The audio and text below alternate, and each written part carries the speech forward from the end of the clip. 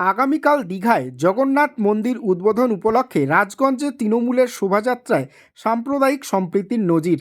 আগামীকাল দীঘায় নতুন জগন্নাথ মন্দিরের উদ্বোধনকে কেন্দ্র করে আজ রাজগঞ্জে এক বর্ণাঢ্য শোভাযাত্রার আয়োজন করে তৃণমূল কংগ্রেস।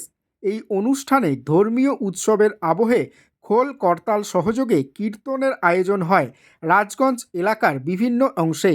শোভাযাত্রায় অংশ নেন এলাকার বহু পুরুষ ও মহিলা, পাশাপাশি নজর কাড়ে মুসলিম সম্প্রদায়ের মানুষের স্বতঃস্ফূর্ত উপস্থিতি।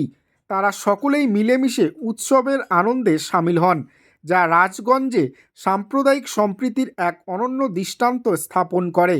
এ বিষয়ে অরিন্দম ব্যানার্জি বলেন, আগামীকাল দীঘায় রাজ্যের মুখ্যমন্ত্রী জগন্নাথ মন্দির উদ্বোধন করবেন। আজ সেই উপলক্ষে শোভাযাত্রা বের করা হয়। সেখানে মুসলমান সম্প্রদায়ের দাদা ভাইয়েরা অংশগ্রহণ করেন।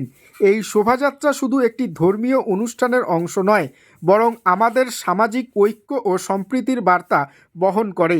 আমাদের মুখ্যমন্ত্রী ধর্ম যার যার, উৎসব সবার এই স্লোগানকে বিশ্বাস করে, আর এই স্লোগানকে অক্ষরে অক্ষরে আমরা মেনে চলি রাজগঞ্জে। তাই দেখছেন আমাদের সাথে ইসরাইল হক, শেখ ওমর ফারুক, ফরজান আলী সহ অনেক মুসলিম ভাইয়েরা কীর্তনে অংশগ্রহণ করেছে। তো যে আগামীকাল আমাদের পশ্চিমবঙ্গের জন্য একটা দীর্ঘ প্রতীক্ষিত দিন, পূর্ণ দিন, যেখানে আমাদের মাননীয় মুখ্যমন্ত্রী মমতা বন্দ্যোপাধ্যায়ের ঐকান্তিক প্রচেষ্টায় আগামীকাল দীঘায় সমুদ্র তীরে জগন্নাথ মন্দির পুরীর জগন্নাথ দেবের মন্দিরের আদলে আমাদের দীঘায় জগন্নাথ দেবের যে মন্দির তৈরি করেছেন মাননীয় মুখ্যমন্ত্রী মমতা বন্দ্যোপাধ্যায়, তার শুভ উদ্বোধন হবে। আজকে মহাযজ্ঞ চলছে, সেই উপলক্ষে আজকে সুখানী অঞ্চল তৃণমূল কংগ্রেসের ব্যবস্থাপনায় আমরা এই গোটা আমাদের যে রাজগঞ্জ বাজার, সেই বাজারের যে চারপাশের এলাকাগুলো, সেই এলাকাগুলিতে একটি শোভাযাত্রা বের করেছিলাম সুসজ্জিত ট্যাবলো নিয়ে। সেটা আমরা আজকে ঘুরলাম। এবং সবথেকে বড় কথা যেটা দিদি বলেন যে ধর্ম যার যার, উৎসব সবার। আজকে যদি আপনারা দেখেন আজকের এই যে সমস্ত কর্মযজ্ঞটা, সেটা যারা সম্পাদন করেছেন আমাদের অঞ্চল সভাপতি ইসরাইল হক মহাশয়, যুব সভাপতি ফরজান আলী, এখানে আমাদের জেলার যুব ভাইস প্রেসিডেন্ট শেখ ওমর ফারুক আছে, ঠিক একইভাবে আমাদের পরিমল রায় আছে প্রধান, আমাদের এই বুথের পঞ্চায়েত পূর্ণিমা দেবনাথ আছেন আমাদের জয় হিন্দ বাহিনীর জীবনগতি রায় থেকে শুরু করে সবাই এখানে আছে।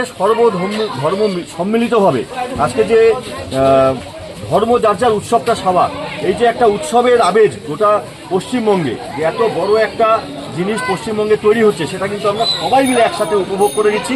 সবাই মিলে একসঙ্গে কীর্তনের সুরে সুরে আমরা গোটা রাজগঞ্জের যে রাজপথ, তাতে পায়ে পা মিলালাম এবং তারপর প্রসাদ বিতরণ হলো। এবং আগামীকালকে মাননীয় মুখ্যমন্ত্রী মমতা বন্দ্যোপাধ্যায় যে যখন আর কি উদ্বোধন করবেন জগন্নাথ দেবের মন্দিরের, সেই সময়ে সম্পূর্ণ লাইভ এখানে স্ট্রিমিং হবে। এবং শুধু আমাদের এখানেই নয়, আমাদের 8টা অঞ্চলে, রাজগঞ্জ ব্লকের যে সাংগঠনিক ব্লক, তার 8টা অঞ্চলের প্রত্যেকটা অঞ্চলে এই লাইভ স্ট্রিমিং হবে। এবং সবাই আমরা মিলেমিশে এই যে উৎসবের আনন্দ, তাকে আমরা নিজেদের মধ্যে ভাগ করে নিচ্ছি। এবং মানুষকে বলছি, যদি আমরা একসাথে চলতে পারি, তাহলে সবাই কেন একসঙ্গে চলতে পারবে না? সবাই যাতে একসঙ্গে, যত সম্প্রদায়ের মানুষ আমরা আছি, হিন্দু, মুসলিম, শিখ, জৈন, সবাই যাতে একসঙ্গে চলে ভারতবর্ষের যে শক্তি, সেই শক্তিকে অটুট রাখতে পারি, তার বার্তা নিয়ে আমরা দিদির নির্দেশে পথে নেমেছি। আছে তিনি একটা পাগল, কারণ পাগলে কিনা বলে আর ছাগলে কিনা খায়, এটা ওনার জন্যই প্রযোজ্য। কারণ দিদি একটাই কথা বলতেন, বা আমরাও যেটা দেখছি ছোটোবেলা থেকে, ধর্ম যার যার, উৎসব সবার।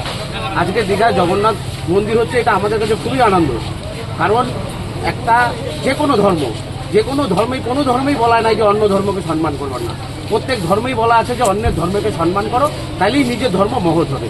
কিন্তু শুভেন্দু অধিকারী নিজেকে সনাতনী বলেন, কিন্তু সনাতনের যে মূল উদ্দেশ্য, মূল মন্ত্র, সেটা তিনি কখনো প্রয়োগ করেন না। তিনি শুধু অন্য ধর্মের উপর আক্রমণ করতেই ব্যস্ত থাকেন।